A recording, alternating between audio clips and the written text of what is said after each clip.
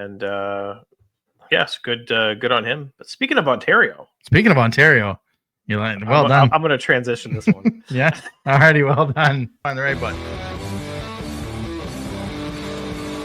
View from the other bench. Yes, speaking of Ontario, we are 17 days away from the Memorial Cup, and we have the finals basically set in all three leagues with all games going on TSN. So we thought, you know what? Why don't we have some guests to help us preview it? We're going to start in the OHL, as it is London against Oshawa. And our guest is the founder of Armchair GM Sports Network. He's the beat writer for the Niagara House Dogs, and he's the official podcast or host of the official podcast, Dog Pound Podcast, to preview that series. Brandon Caputo. Welcome in, Brandon. How are you? Hey, guys. Good to see you. Good days out there in Moncton right now. Not bad. We'd like to have a schedule like we talked about, but not too bad. I guess I'll kick it off. I mean, London, Oshawa for the second straight year. Last year, the Knights just took Oshawa to the cleaners. Now Oshawa, I think, had like 7 guys injured, but this isn't going to be that type of series. Like, how much different are the gens this year going into this series against the vaunted, hated London Knights? Well, they're definitely playing a lot better going into this playoff series than they did against the London Knights. I mean, the second half of the year after the trade deadline, they really were firing on all cylinders. They made a coaching change halfway through the year, guys, and they brought in Brad Malone, who had never been a coach before. He was player development, finished his playing career, and he came in as an assistant and then took over as the interim head coach. And he's been fantastic for them. They brought in Mario Pouliot, who you guys might know from the QMJHL, two-time Memorial Cup champion. He's also behind the bench kind of as an advisor trying to help out Brad Malone in that role with experience and things like that. So when you look at Oshawa's actual lineup, they came into this playoffs. They were the number 4 seed going up against a tough Brampton Steelheads team. They were able to win that in 6. And then they faced off against the Brantford Bulldogs, who were the number 1 seed, who obviously lost 72-goal man Nick Lardis during that series, and the series really turned in Oshawa's favor in that sense. And then they went on to face the Barrie Colts in the 3rd round, and were able to get a 4-game sweep on the number 2 seeded Colts. So they didn't have home ice advantage in rounds 2 and 3, but they were still able to come away with 2 wins and win some key games on the road and things like that. But you can't talk about the Oshawa Generals without talking about Beckett Seneca, the 3rd overall pick from the Anaheim Ducks just this past draft. And then they also picked up Colby Barlow, 1st-round pick of the Winnipeg Jets, and Callum Ritchie, who 1st-round pick of Colorado, was traded to the New York Islanders in that Brock Nelson trade at the deadline. And they got a veteran decor with guys like Luca Morelli. Ben Danford's a 1st-round pick of the Toronto Maple Leafs to go out and get Andrew Gibson from the Sioux Greyhounds. And then the goaltender of the year, Jacob Oster, on the back end. Oshawa, they don't want to get swept in 4 games like they did last year. And, this year, that's kind of what their lineups look like. Obviously, for Oshawa to make it to the Memorial Cup would be extra special for Brad Malone, native of Miramichi in New Brunswick. Yeah. So the Memorial Cup would kind of be like not necessarily a homecoming for him, but a couple hours drive. Not a bad thing. But when you hear the name London Knights, you always think superpower. They're undefeated in the playoffs so far this year. Realistically, what does Oshawa have to do to not only beat London, but to beat them 4 times? Well, they have to score goals. London only allowed 2 goals or less in all 4 of the games against the Kitchener Rangers in their Western Conference final matchup. So they have to be able to put pucks past Austin Elliott, who has only lost 1 game this season, guys. He's on a 25-game unbeaten streak. Just an incredible ad for them as an overage goaltender. Was put on waivers from the Kamloops Blazers because they had 2 solid goaltenders. He was claimed by the Barrie Colts and then traded to the London Knights for a mid-round draft pick, and he's sort of taken off. Sorry, he's a Barrie guy, and he just rolled his eyes. Yeah, and then Barrie gives up 7-6 goals in every single game. It seemed like, even though no disrespect to Sam Hillebrand and Ben Hrebeck, but it just fell in the London Knights' lap once again, just like Michael Simpson was last year as an overage goaltender, and they just ran with it. And they've been incredible. We talk about all the top end skill that they have, but they can play defense with the best of them. When they get a lead, they can really wear you down and wear you out. Sam Dickinson, first round pick of the San Jose Sharks this last year, he logs like over 30 minutes a game. You got Henry Brustevich, the back there is going to be a first round pick in the NHL draft as well. Oliver Bonk is a first round pick of the Philadelphia Flyers. So they've got some really solid defenders back there that can wear you out, and their forwards are very good at winning faceoffs, winning defensive zone draws on the penalty kill, and just, taking time and space away from the opponent. And they did that against the Kitchener Rangers in round 3. And that's where, special teams, especially in a final. And obviously, if you look at coaching, Brad Malone looks like he's the big underdog in this, going against, Dale Hunter, who's one of the greatest to ever do it in the CHL. But special teams wise, I mean, does Oshawa have to stay out of the box? Does London have to stay out of the box? I know Oshawa's second in power play scoring. London's, I think, 5th or 6th. How big is special teams in this? Because it just seems like London isn't needing a power play because they're just being disciplined.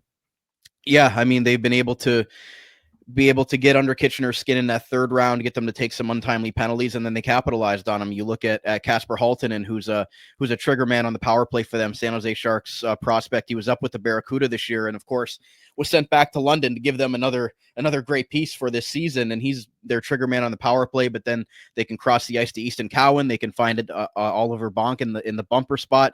And even though their captain Denver Barkey, a 3rd round pick of the Philadelphia Flyers, he went down with a scary ankle injury in the first game of the Western Conference Final. It doesn't look like he'll be back anytime soon. They've still got so much depth on that team, guys, that they've got 13 NHL prospects on their team. They've got 13 guys with NHL affiliation. They've got guys on the 3rd line that are NHL prospects. So it's just a loaded team from top to bottom, and their second unit could be a number 1 unit on some teams in the OHL. So a team that won 54 games this season in the regular season, which was 4 better than they won last year, and they won the OHL championship last season. So this team's on a mission. It's sort of the last dance for this whole crew there, though. This group that's grown up together with the Barkeys, the Cowans, the Bonks, those kinds of guys. But we know the London Knights with Dale Hunter, 1,000 wins. They never really rebuild, so they'll be back sooner rather than later. But this is their 3rd straight trip to the OHL championship. And, if you're the Oshawa Generals, you have to use last season as fuel, as we heard Ben Danford say in today's media availability with the league, that they're going to use it as fuel, and they're not backing down because they've gone up as the lower seed in the last 2 series and come away with the win. So you don't want to see it go a quick 4-0 like it was last year. Everybody wants to see very good hockey in the finals. Yeah, you wouldn't believe it. I mean, with all the NHL picks, they've got 2 guys in the top 10 in OHL scoring. You'd think a team loaded like that would have, would be, all over the leaderboard, but it's mostly all Oshawa. Like, is this team, are they scoring by committee? Like, are they getting contributions from all 4 lines, and that's why they've been so successful? Well, guys, you also have to take into account that they've had 3 sweeps so far, so they've only played in 12 playoff games. Yeah. So when you take that into account and you're facing off against teams that have gone 6 and 7, they just have more games played. So when you look at it, you have to say that the London Knights in 12 games, that they've played in the playoffs, they've got multiple guys over a point a game. You got Sam Dickinson from the back end. You got Easton Cowan, the Toronto Maple Leafs first rounder, is going up against another Toronto Maple Leafs first rounder in Ben Danford. So that'll be interesting for those Leaf fans out there. I'm not one of them, but I look at it, guys, and I just think, like, from Oshawa's perspective, they've got that top end talent. You mentioned, London might have the depth, but Oshawa's big guns are going to have to step up in the series. So I'm looking at Beckett Seneca. I'm looking at Callum Ritchie. I'm looking at Colby Barlow, because their top 6 can compete with that London Knights team. And even a guy like Owen Griffin, people wouldn't know who he is, but he was their 1st round pick in 2023, and he leads their team in goals in the playoffs. Got 15 goals in 16 games. So when you look at it, Oshawa's getting contributions from guys that you wouldn't expect to go along with their top end talent. But yes, to answer your question, the London Knights just have that much more depth, as I mentioned, when you've got NHL prospects playing in your 3rd and 4th line and buying into key roles. You got Will Nickel on the 3rd line, who's an Edmonton prospect. You got Casper Haltonen down there. You've also, with the injury to Denver Barkey, it sort of moves things around a little bit. But Sam O'Reilly and Jacob Julian down the middle as well with Will Nickel. That's a really solid 1-2-3 punch there from the center ice position, and they're so good at winning those key face-offs, defensive zone, offensive zone, power play, penalty kill, and they can just wear you down in the neutral zone. So I look at London's depth to be the difference in the series. I hope Oshawa is able to steal a game or 2. Again, London They went to overtime with Erie in one of the games, and they won a close game, I believe, in game 3 against Kitchener. But other than that, they really haven't been tested or pushed to the limit yet. But again, maybe they can get caught off guard because they've had more time off than anybody, and Oshawa's had to go into pretty much deep series except this last one that they had with Barrie, although they did go to a double overtime game in that series. But London just all things are kind of firing for them right now, even without Denver Barkey in the lineup. So obviously, I mean, the old adage, you're not in trouble till you lose at home, but the way the series went last year, one team knows they can handle them, one team wants to use it for fuel. So just how big is that first game in a sold out Budweiser Gardens, I think it's called in London? Like, just how big is that first game for the Oshawa Generals to know that, if they get beat, let's say 7-1, London knows they've got this? Like, how big is that first game going into the series? Yeah, guys. First of all, over 9,000 fit. The now Canada Life place. It's called. Now. That's what it's called. Knights Kingdom, they call it. It's a crazy place for a playoff game. When you fit 9,000 there, it's almost like an AHL building. Some teams can get overwhelmed by going into a junior arena like that. But luckily, Oshawa is probably one of the top 3 or 5 best arenas in the OHL as well. So 2 great buildings are going to be going at it here. 2 great fan bases, 2 of the most storied franchises in the OHL with the most championships. So I look at Oshawa to say, you know what? We went into Barrie in the last round in the East Final, and Barrie hadn't lost a game at home in the playoffs for the first 2 rounds. And Oshawa went up there and won the first 2 in Barrie. So I think they have that confidence to say, you know what? Yeah, we played a really good home team in the last series and we took it to them. So I've been more impressed with Oshawa's road play because they've been the underdog and they haven't had home ice the last two series, and they've been able to win 1 in 4 and 1 in 6 games. So I look at the way Brad Malone and his coaching staff are able to kind of control the game from the back end. I mentioned, their top end scoring, but this team with Jacob Oster on the back end, especially on the road, I think if they can get London, off guard a little bit, because London hasn't played since last Wednesday, I believe, was the last time they played a game. So if Oshawa can come out hard in that first or second period and show, London that they're not going to be ran over in this series, like it's not going to be as easy as it was last year. I think that's going to be big for them as well. I'm also interested to see sort of the lineup combinations, right? Because without a guy like Denver Barkey, it does change things a little bit from London's perspective on how they sort of go about their lineup, because that line of Barkey, Cowan, and Sam O'Reilly was so good this year. Just those guys that have that 6-7 sense on the ice, knowing where each other are. They were so fun to watch. And when you take Barkey out of the lineup, he's such a valuable captain. So I look for Oshawa's back end to be tested in this series because of how good London's offense is. But Oshawa's going to have to put up some goals, guys, because Austin Elliott, when he gets rolling and when London starts to go in that defensive shell that Dale Hunter likes to do, start the bus, because it's tough to beat. Yeah, and I guess this is kind of part of the show where we'd ask you for maybe a prediction. Put on your crystal ball, or take a spin of your crystal ball and tell us where you think this series is going to go. Yeah, well, I hope Rob Simpson, the assistant GM, and Roger Hunt, the GM of the Oshawa Generals, aren't listening to this, because I'm having them both on my show tomorrow. So with putting everything aside, I'm going to say London in 6. I hope it goes long.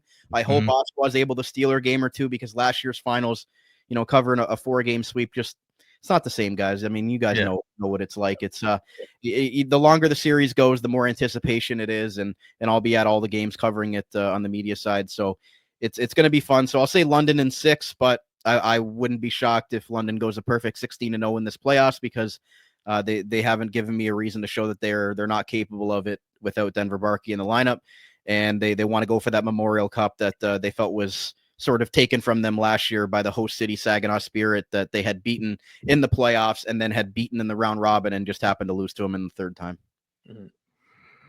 What do you got? Well, it's hard for me to disagree. I think London's just depth wise, they're right up there. You'd be hard pressed to find a team that's deeper than the London Knights, and I kind of want to see it go 7. I'd love to see it go 7 games. Don't think it does, but just because I love the theatrics of a good game 7, I'll say the Knights in 7. Yeah, I'm gonna go London in 5. I just think they're they're just a wagon, and I've used that every time we did predictions early on. That's my word for good teams all of a sudden this year. And I mean, what Austin Elliott's doing and the depth in that team is just, it's hard to bet against them when they go to finals and Memorial Cups in bunches like they're prone to do. So I guess for those that want to follow you and get some info on this series and whatnot, where do they find you and all your info moving forward? I will say, I hope that Oshawa does make it an exciting series for covering it. And last year it was not fun. And I've counted Oshawa out in the last 2 rounds, and they've beaten Brantford and they've beaten Barrie. So maybe they do it again. But I hope it goes pretty long. But you can find our stuff on our Armchair GM Sports Network YouTube channel, as well as on your favorite on-demand audio platform. You can give us a follow on X at Armchair GM Pod, as well as Facebook, Instagram, TikTok for all of our short reels and content. And if you want to keep up with the Ice Dogs content as well, that's at Dog Pound Podcast. But you can find everything on our website too, armchairgmsports.com. We're doing a preview show with, like I mentioned, Oshawa Generals GM Roger Hunt and London Knights Assistant General Manager Rob Simpson will be out tomorrow. And our OHL and 60 podcast with Reese Domini and Colin Ward will also be out tomorrow or Wednesday. I do want to give a shout out real quick to one of my best friends. His name is Ricky. He just moved out to Moncton and to the New Brunswick area, and he's a big Moncton Wildcats fan now. So he just moved out there, probably this last year. So a Niagara Ice Dogs sort of fan. Now he's out in New Brunswick. So I wanted to give him a shout out because he's a newcomer, Moncton Wildcats and New Brunswickite. I don't know what they're called out there. So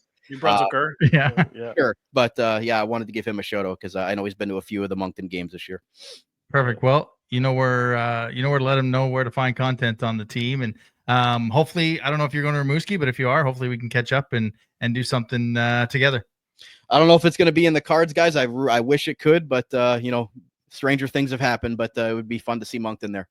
Perfect. All right. Appreciate your time tonight there, Brandon. Thanks so much. Take care, guys. Thanks. Hey friends, did you just enjoy that video? Now you can get more of that with the Wildcats Podcast YouTube channel. Subscribe. You're going to get a podcast every Wednesday. You're going to get a post-game interview after each and every home game. Click that subscribe button. Click the little bell. Make sure you don't miss any content.